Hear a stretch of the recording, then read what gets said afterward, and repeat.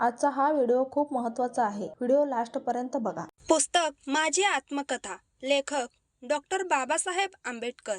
प्रकरण 27. शैक्षणिक कार्य. विद्येचे संपादन व वापर. दुसरे महायुद्ध संपताच भारतातील अस्पृश्य पदवीधरांची पहिली तुकडी उच्च शिक्षणासाठी परदेशात निघाली होती. मुंबईत त्या प्रसंगी शुभचिंतनाचा निरोप समारंभ होता. त्यावेळी विद्या कशी संपादन करावी व तिचा वापर कसा करावा यासंबंधी मार्गदर्शन करताना बाबासाहेबांनी सांगितले की विजेचा गोळा बल्ब कळ दाबताच जसा निमिषार्धात अंधार नष्ट करून स्वतःचे प्रकाशमान साम्राज्य निर्माण करतो, त्याचप्रमाणे शिक्षण संपादन केलेल्या प्रत्येक माणसाने समाजातील अज्ञान दूर करण्यासाठी उपयुक्त ठरले पाहिजे आणि असे कार्य सहज सुलभ करून घेण्यासाठी रेल्वेच्या इंजिनचा कित्ता गिरवला पाहिजे. म्हणजे रेल्वेचे इंजिन कसे प्रथम एक एक डब्बा एकमेकाला जोडून रेल्वेची गाडी तयार करते व नंतर ती गाडी स्वतःच वाहून नेते, तसे समाजाला घडवण्याचे व वाढवण्याचे क्रांतिकारी कार्य शिकलेल्या माणसाने केले पाहिजे. भारतातील प्रत्येक समाजात शिकलेल्या लोकांनी या मार्गाचा जर अवलंब केला तरच पारंपरिक रहाटगाड्यात हातपाय बांधून ठेवलेल्या भारतीय संस्कृतीची खरी मुक्तता होणार आहे. असे झाले तरच भारताला उत्कर्ष प्राप्तीसाठी वाटचाल करता येईल. ध्येय व धोरण. डॉक्टर आंबेडकरांनी आपल्या शिक्षण संस्थेचे धोरण जाहीर करताना स्पष्ट केले की पीपल्स एज्युकेशन सोसायटीचे धोरण हे केवळ शिक्षण प्रसार करण्याचे नसून भारतात बौद्धिक, नैतिक आणि सामाजिक ज्याद्वारे विकास होईल अशी मनोवृत्ती घडवून आणण्याचे कार्य तिला शिक्षण प्रसाराच्या माध्यमातून करायचे आहे. आजच्या भारताला याच गोष्टीची गरज आहे आणि भारताविषयी सदिच्छा बाळगणाऱ्या सर्व लोकांनी ही गोष्ट देशात घडवून आणली पाहिजे. सिद्धार्थ कॉलेज 20/6/46 रोजी स्थापन. तुमच्या प्रिन्सिपॉल साहेबांनी आताच तुम्हाला सांगितले की आमचे सिद्धार्थ कॉलेज अद्यापी बाल्यावस्थेत असल्याने त्याला आपली परंपरा अद्यापी प्रस्थापित करायची आहे. त्यामुळे मला व्याख्यान देण्यासाठी तुम्ही दिलेल्या या संधीचा फायदा घेऊन आमच्या कॉलेजची परंपरा या विषयावरच मी आता बोलणार आहे. परंतु माझे प्रत्यक्ष व्याख्यान सुरू होण्यापूर्वीला मला आजकालच्या विद्यार्थ्यांना 2 शब्द सांगायचे आहे. 1937 सालापासून माझा विद्यार्थ्यांशी असलेला संबंध तुटला आणि तेव्हापासून मी प्राध्यापकाचा पेशा बाजूस ठेवून राजकारणाचा पेशा पत्करला. कित्येक कॉलेजात व्याख्यान देण्यासाठी मला निमंत्रणे येतात, पण त्याचे निमंत्रण स्वीकारायचे नाही असा मी मनाशी निश्चय केला आहे. सिद्धार्थ कॉलेज हा त्याला एकच अपवाद आहे. सिद्धार्थ कॉलेजने आपला परंपरा कशी प्रस्थापित करायची हे मी आता तुम्हाला सांगतो. आमच्या कॉलेजचे नाव सिद्धार्थ कॉलेज असे आहे. ते का ठेवले गेले? मी जर एखाद्या कोट्याधीशाला शब्द टाकला असता तर मला काही लाख रुपये सहज मिळता आले असते. तसे केल्याने मला त्या कॉलेजला त्या कोट्याधीशाचे नाव द्यावे लागले असते, पण मी तसा विचार केला नाही व या कॉलेजला सिद्धार्थ कॉलेज हेच नाव द्यावे असा मी विचार केला. हे बुद्धाचे नाव आहे हे तर तुम्हाला माहीतच आहे. त्याचप्रमाणे हे आमचे सिद्धार्थ कॉलेज अद्यापी छोटे बालक आहे. त्याला अद्यापी 9 महिने सुद्धा झाले नाहीत. ह्या कॉलेजने अद्यापी आपली परंपरा प्रस्थापित केली नसेल तर त्याचे मला मुळीच आश्चर्य वाटत नाही. पण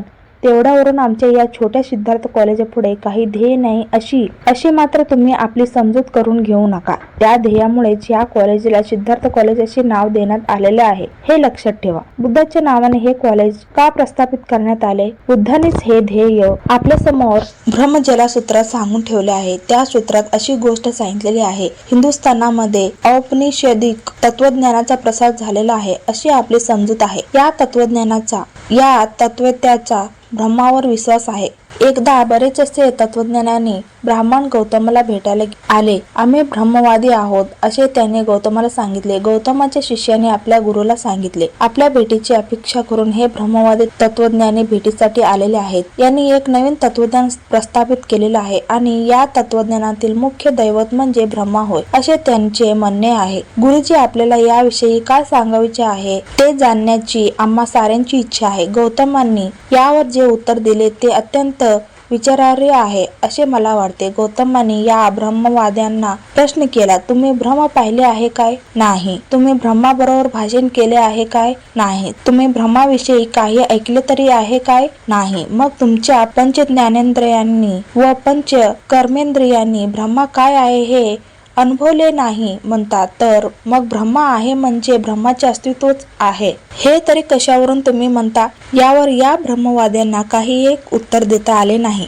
आता मी तुम्हाला गौतमांच्या आणखी एका व्याख्यानाविषयी सांगतो. त्याविषयी महापरिनिब्बाण सूत्रामध्ये विवेचन केलेले आढळून येते. गौतम हे आसन मरणावस्थेत होते. त्यावेळी गौतम आणि त्यांचे शिष्य हे कुशीनारा या ठिकाणी राहत होते. त्यावेळी त्यांच्या मुख्य शिष्यांनी गौतमांना विचारले, महाराज, आपल्याला एवढ्या लवकर निर्वाण घेता येणार नाही. अद्याप कितीतरी गोष्टी राहिलेल्या आहेत की ज्याविषयी आपण आम्हाला काही एक निर्णय दिलेला नाही वा त्याविषयी आपण आम्हाला काही मार्गदर्शनही केलेले नाही. बुद्धांनी यावर जे उत्तर दिले ते अत्यंत विचारणीय आहे. ते म्हणाले, मी तुम्हामध्ये आज 40 वर्षे राहिलो आहे, म्हणजे आता माझ्या वयाला पूर्ण 80 वर्षे झालेले आहेत. मी तुमच्या संगतीत इतके वर्षे राहिलो असल्याने अद्यापही काही समर्पक उत्तरे माझ्याकडून तुम्हाला मिळालेली नाहीत असे तुम्ही म्हणता. त्याचे मला फार आश्चर्य वाटते. आमच्या आतापर्यंतच्या 40 वर्षाच्या संभाषणात सांगण्यासारखे अद्याप काही बाकी राहिले असेल असे मला वाटत नाही. या तुमच्या प्रश्नामुळे तुमच्या डोक्यात काहीतरी घोटाळा झालेला आहे असे मला वाटू लागले आहे. मी आजपर्यंत तुम्हाला जे शिकवले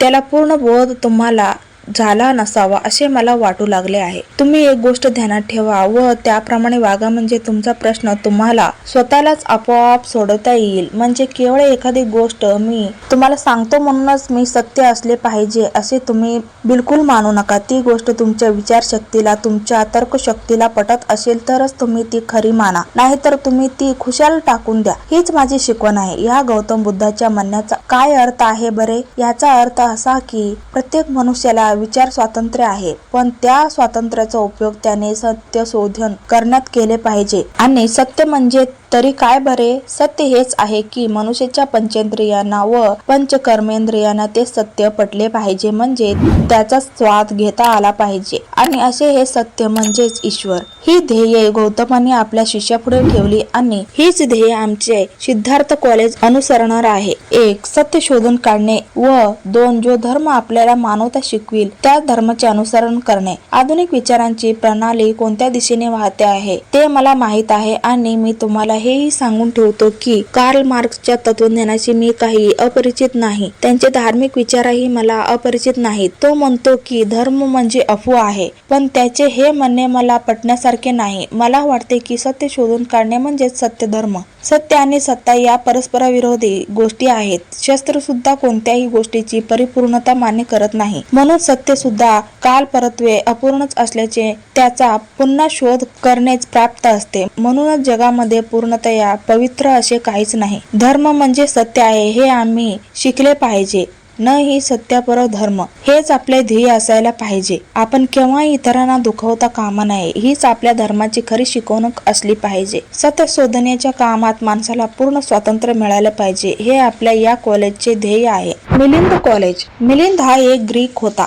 त्याला आपल्या विद्वत्तेबद्दल घमेंड होती की ग्रीकांसारखे विद्वान लोक जगाच्या पाठीवर कुठेही सापडवायचे नाहीत. त्याने जगाला आव्हान दिले होते. त्याला एकदा वाटले की आपण एखाद्या बौद्ध भिक्षू बरोबर वाद करावा, पण अशा मिलिंदाबरोबर वादाविवाद करण्यास कोणीही तयार झाला नाही. महाप्रयासाने नागसेन भिक्षूला तयार केलं गेलं. मिलिंदाचे आव्हान आपण स्वीकारले पाहिजे असा त्याने निश्चय केला. नागसेन हा ब्राह्मण होता. वयाच्या 7व्या वर्षी त्याने आपल्या आईबापाचं घर सोडलं होतं. अशा या नागसेनाने भिक्षू लोकांचा आग्रह मान्य केल्यानंतर मिलिंद व नागसेन यांचा वादविवाद होऊन मिलिंदाचा पराजय झाला. त्या वादविवादाचा एक पुस्तक प्रसिद्ध झालं आहे. त्या पुस्तकाला पाली भाषेत मिलिंदपण असे नाव आहे. या पुस्तकाचं मराठीत भाषांतर मिलिंद प्रश्न असं आहे. या पुस्तकाच्या शिक्षकांनी आणि विद्यार्थ्यांनी अवश्य वाचन करावं अशी माझी इच्छा आहे. त्यात शिक्षकांच्या अंगी कोणते गुण असावेत हे दिलेले आहेत. म्हणून मी व माझ्या सोसायटीने ह्या कॉलेजला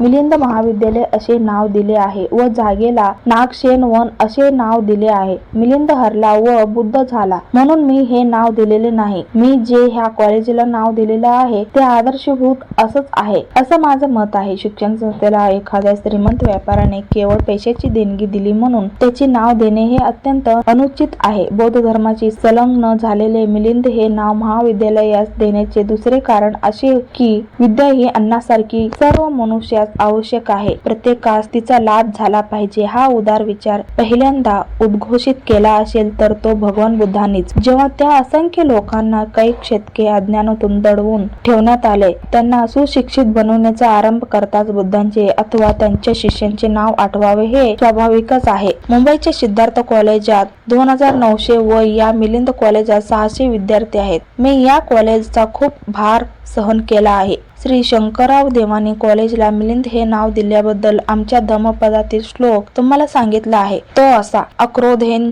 जयते क्रोध, मनुष्याने क्रोध हा अक्रोधाने जिंकावा, असं ते म्हणाले. कारण मी अतिशय क्रोधी आहे हे जगाला चांगले परिचित आहे. श्री देव म्हणतात, माणसाने क्रोध गिळला पाहिजे. मला यावरून असे वाटते की श्री देवांचं वाचन अपुरं आहे. भगवान बुद्धांनी राग यावर व्याख्यान दिले आहे. ते जर देवांनी वाचलं असतं तर त्यांनी असले उद्गार काढले नसते. मनुष्य रागीट असला तर त्याच्यावर टीका करू नये. राग 2 प्रकारचे असतात, एक द्वेषमूलक व प्रेममूलक. जो कसाही असतो तो कुऱ्हाड घेऊन जातो, त्याचा राग हा द्वेषमूलक असतो. आईने आपल्या मुलाला चापट मारली तर तिला कोण काय म्हणेल, तिचा राग असतो तो प्रेममूलक असतो. मुलाने सदाचारी व्हावं म्हणून मुलाला आई मारत असते.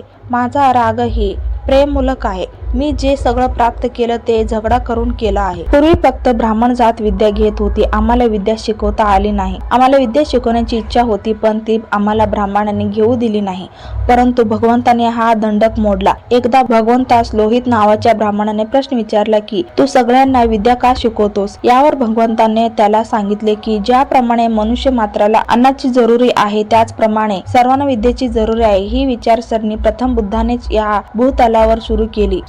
विद्या हे एक विष आहे. ही एक प्रकारची तलवार आहे. ही दुधारी असते. तिने दुष्टांचा संहारही करता येतो व दुष्टापासून आपले रक्षणही करता येतो. म्हटलेलेच आहे की स्वदेश पूज्यते राजा, विद्वान सर्वत्र पूज्यते. तुम्ही सर्वजण विद्या शिकवण्यासाठी आला आहात, पण माझे मत केवळ विद्याच पवित्र असू शकत नाही. विद्येबरोबर भगवान बुद्धांनी सांगितलेली प्रज्ञा म्हणजे शहाणपण, शील म्हणजे सदाचाराने संपन्न असं आचरण, करुणा म्हणजे सर्व मानवजाती संबंधी प्रेमभाव आणि मैत्री म्हणजे सर्व प्राणी मात्र विषयीची आत्मीयता, या 4 परिमाता असल्या पाहिजेत तरच विद्येचा काही उपयोग आहे. विद्या, प्रज्ञा, करुणा, शील व मैत्री या पंचतत्वानुसार मिलिंद महाविद्यालयातील प्रत्येक विद्यार्थ्याने आपले चारित्र्य बनवले पाहिजे आणि या मार्गाने एकट्याने जावे लागले तरी मनोधैर्य व निष्ठा राखून गेले पाहिजे. महाजनोयेन गतस पंथ ही परप्रत्ययन बुद्धी सोडून विवेकाने जो मार्ग आपणास योग्य वाटेल त्याच मार्गाने यापुढे गेले पाहिजे. विद्येचे महत्त्व. डॉक्टर बाबासाहेब आंबेडकरांनी पीपल्स एज्युकेशन सोसायटीच्या वतीने औरंगाबाद येथे 1950 साली मिलिंद महाविद्यालय स्थापन केले. कॉलेजच्या कौन्सिल समारंभासाठी भारताचे पहिले माजी राष्ट्रपती डॉक्टर राजेंद्र प्रसाद हे 1 सप्टेंबर 1951 रोजी औरंगाबादला आले होते. या प्रसंगी भारताच्या पहिल्या राष्ट्रपतींचे आपल्या संस्थेच्या व स्वतःच्या वतीने स्वागत केल्यावर डॉक्टर आंबेडकरांनी आपल्या भाषणात शिक्षणाचे महत्त्व कथन करताना सांगितले की हिंदू समाजातील खालच्या वर्गातून